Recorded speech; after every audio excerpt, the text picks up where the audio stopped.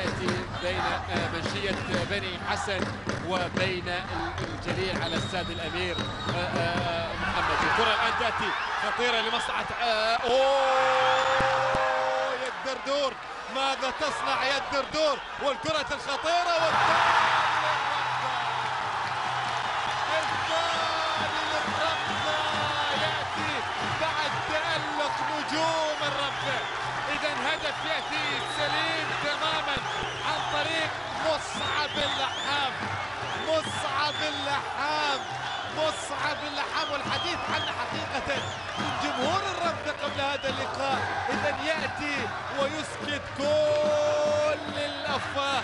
هنا الكرة الماضية تأتي من الخالدي، راكان هيئة لمصلحة مصعب، ومن ثم يأتي الهدف الثاني لمصلحة الرمزة. ولكن قبل كل ذلك حمزة الدردور صنع شيئا كبير جدا في اللقطة الماضية. شوف كرة حمزة الدردور وصلت لركان الخالدي، والخالدي لعبها سليمة تماما للحام ليأتي ويسجل الهدف الثاني لمصلحة الرمثة. هدفين للرمثة، لا شيء للعربي. خلاص الرمثة دخل في أجواء هذا اللقاء تماما.